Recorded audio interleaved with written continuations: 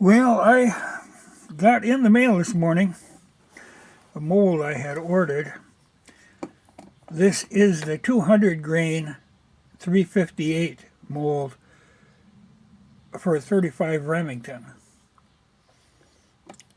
And it is a flat nose bullet. Now, I don't have a 35 Remington, but Gun Geek was talking about this might be a workable thing, and I didn't know this mold was around.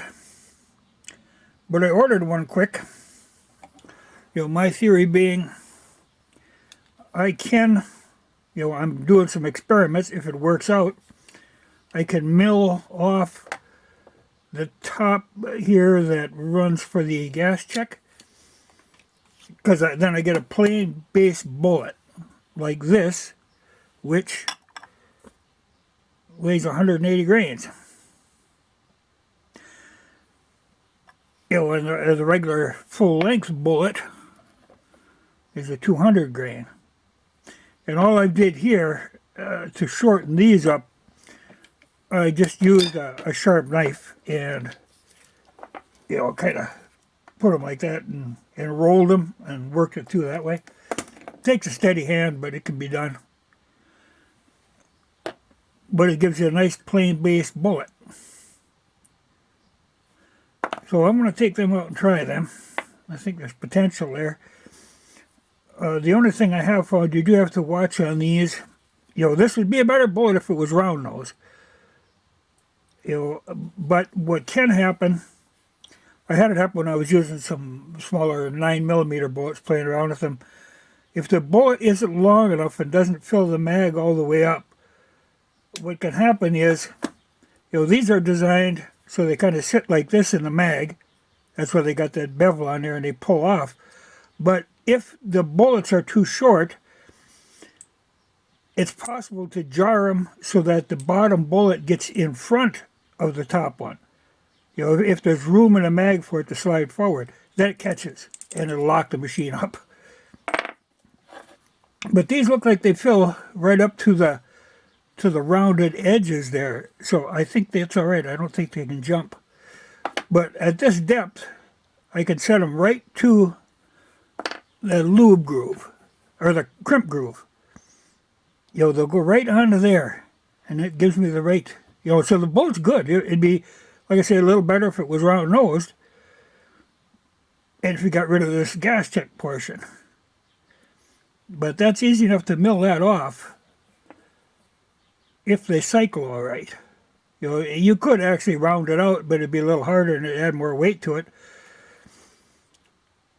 It'd be hard to get, to grind the flat nose out of both of these and be consistent. You can mill the top down, but to get rid of that flat nose is a little harder. And I think you'd be up around 190 grain then.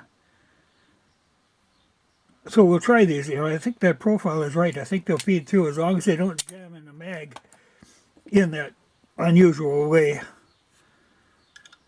I only had it happen one time, but it cued me in that it's important to have the bullet long enough so they can't jump in the mag and catch underneath. Because that locks her up solid. Well, we'll take these out and give them a try. I don't think these molds were available before. But, because I remember looking, trying to find something I could match up, and I didn't find it before. But it's a C358-200-RF. I got a $27 mold. But I'll load this back and we'll take it out and try her. Well, I'm getting ahead of myself here a little bit. I should say, these bullets, as they come out of this mold now, these are a 358. That's too big for a 351 or for that 35 Winchester Self Loader. I size them down to 352. I had to make up a sizing die to do that. But I think the 358 would be a mistake. But that's the same, like my 357 bullets I use, I've got that die. It was a 339 sizing die that I ground out big enough. So it works. Not the easiest thing in the world to write about, but it works. But we'll take them out and try them now. But I'm not saying, go ahead and use that bullet as is. It has to be sized down.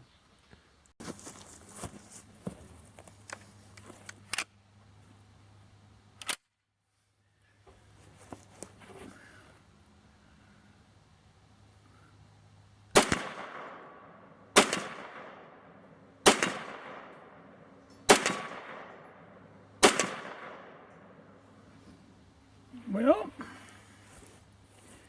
you seem accurate at 50 yards. And they feed perfectly fine.